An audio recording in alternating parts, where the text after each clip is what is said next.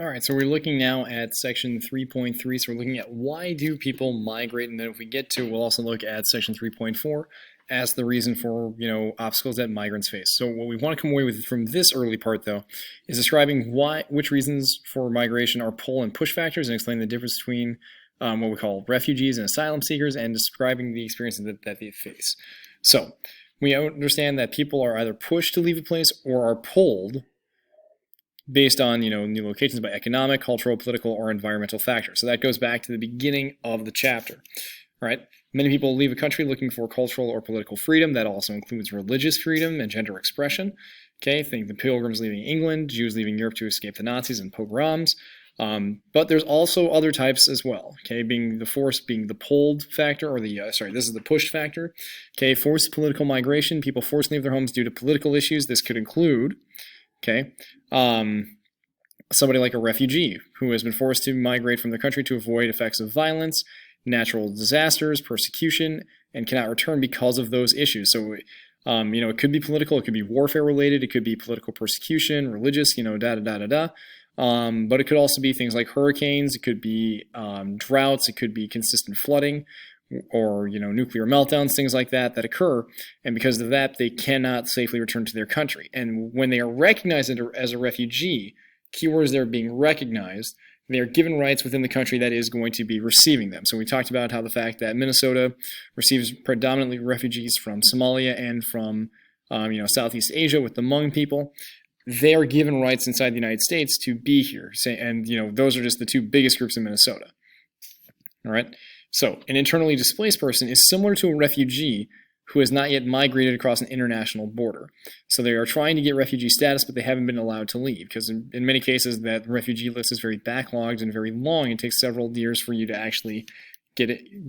Like in the United States, it takes at least 1.5 years or 2 years to get processed as a refugee and actually be granted asylum in the United States. The other one is an asylum seeker, that is someone who's migrated to another country in hopes of being recognized as a refugee. So they probably fit these categories, but they haven't been actually given legal status as an actual refugee. So think about this as somebody coming up from Latin America, and they are coming up and they're trying to escape gang warfare. They cross from Mexico into Texas.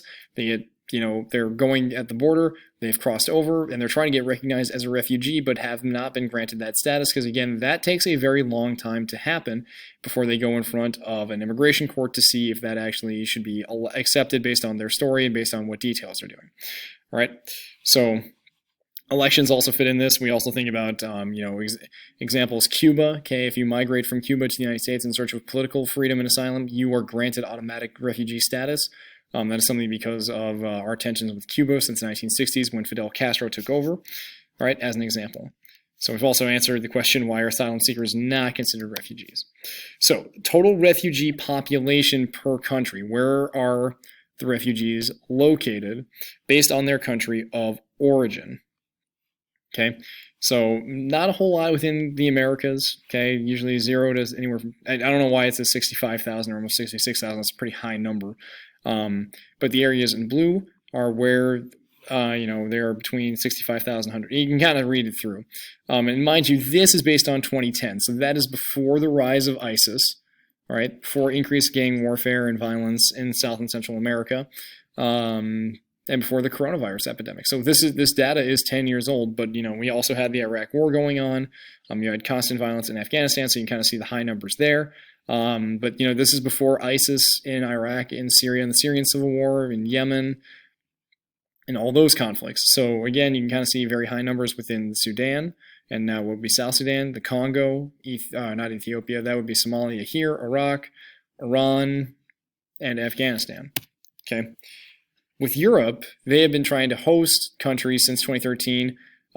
So Pakistan, Iran, Lebanon, and kind of hosting where they're from.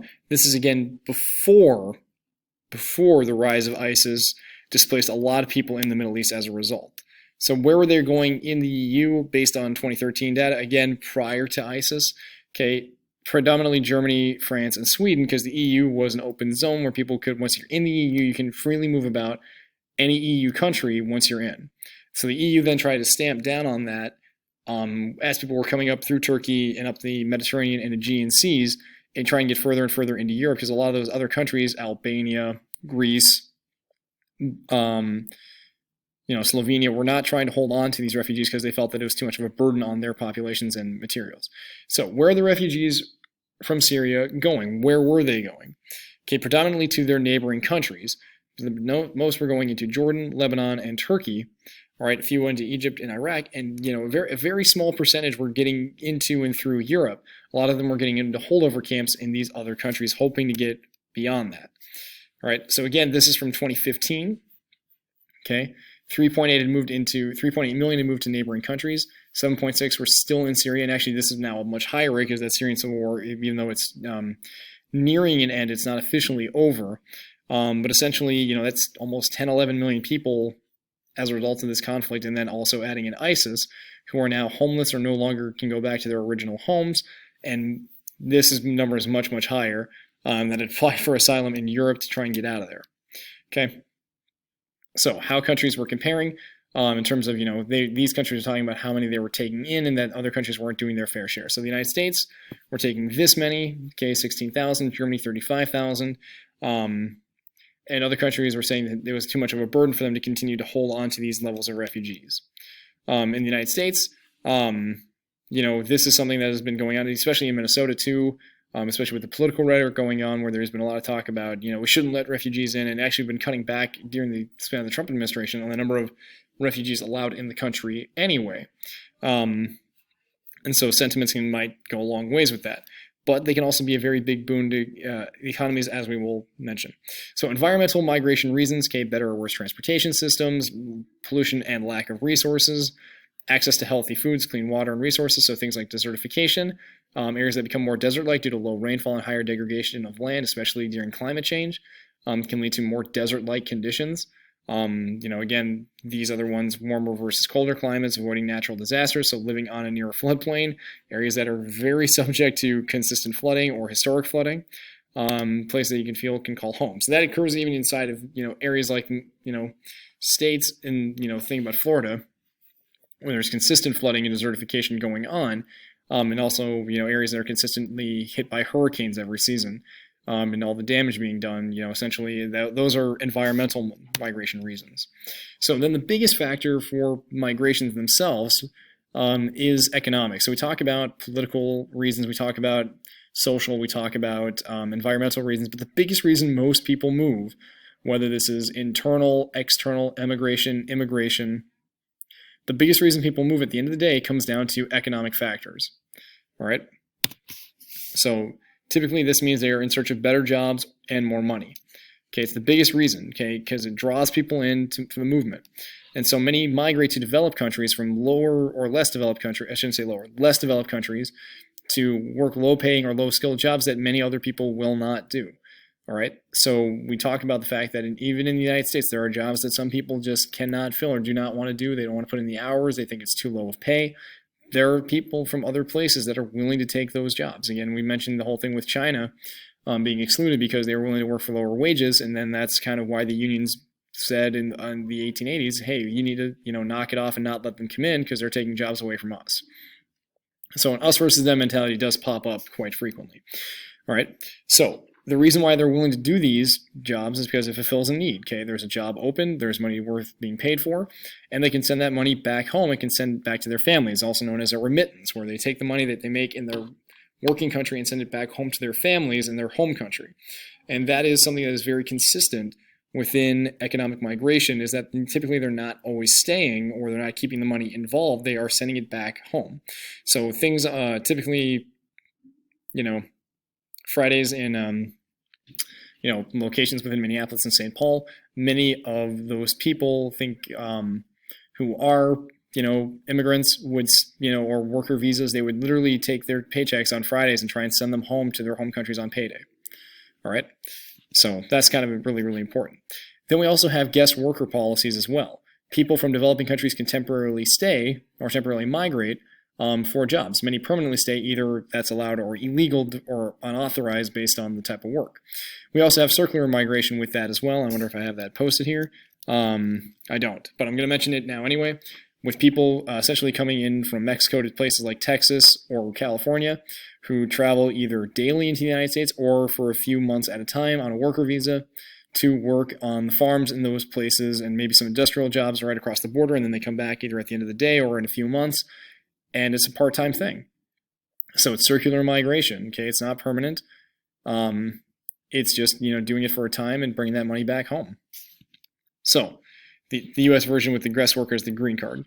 So also what you see kind of as a negative for countries that are losing people are the brain drain. So large emigration by talented people. So this is when you take a country's most talented, most educated, and you're bringing them into a different country to work for you and to be a permanent resident because you see the benefits that they bring to your country. All right, and what that does is that it positively affects the country they migrate to because they're bringing their resources, knowledge, wealth with them, but it negatively affects the country they migrate from because now they don't have those people and those resources that they had that could have benefited their country in a positive way. So the brain drain is not necessarily great in that sense. All right, and so either way, the guest worker program or a brain drain can lead to what we call chain migration. All right, and this is the migration of people from one location to another because of similar backgrounds that have moved there. Think of places like Chinatown, Lower East Side of Manhattan, ethnic neighborhoods, so people will migrate towards places where they have friends and family or people like them because they feel more comfortable in a cultural setting that is similar to their own. Now, the whole thing with the family migration as part of a chain migration is that it does take several years. It's, again, very backlogged coming into the United States, that it could take up to 20 years to even bring a sibling over or a spouse over or a cousin or a parent. So it is a very long list for someone to come into the United States legally as a migrant or a refugee, and then also to bring family over. All right, it's not an easy system to work with. If I had something else to say on that green card thing, we'll see if it comes back to me. All right, so developed regions are more likely to attract younger people than, nope, I can't think of it. Maybe it'll come back. Yeah, I think it was almost there. But anyway, places that draw in potential net migration, the brain index and the youth index typically, again, are the more developed countries that are drawing in these people. All right, they're drawing in younger people, people with those higher levels of education, the higher talented pool, all right, because they are going to gain bigger. Now, that doesn't mean they're not going to lose people as a result of, that transition of other people moving out.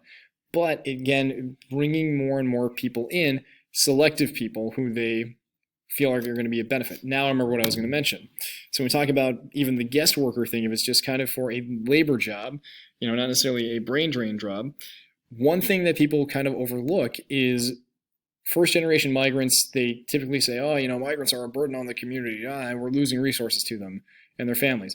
And while there is actually research that does in fact back that up with first-generation people that move into a country and don't speak a language or don't necessarily bring in a whole lot of considered high-level skills, their offspring, their children, typically end up earning more for the country and benefiting the society more as a whole than their parents did. So immigration into a country in the long term does benefit, even if their parents did not necessarily benefit beyond themselves and the local community. There's a very big societal gain as a result, and that's been documented for decades throughout the United States. So just a quick thing here. Here's the companies that use the most H-1B visas, the biggest green card one in the United States, and most of them are tech companies. As you can see, you can feel free to Google that. Places in Europe, migration can also offset population losses. So countries like Italy and Japan that are losing or aren't replacing people with birth rates can replace them with migrants. All right, think net migration here in Europe. Okay, and you can kind of look at that over. Japan, we're going to read that article. And yeah, so migrants can kind of offset population losses, but that's, again, not always wanted, as we will see with the Japan article. So we'll stop there, and then we will finish up with the obstacles that migrants face for the final part of the unit. So that's where we're going to end it.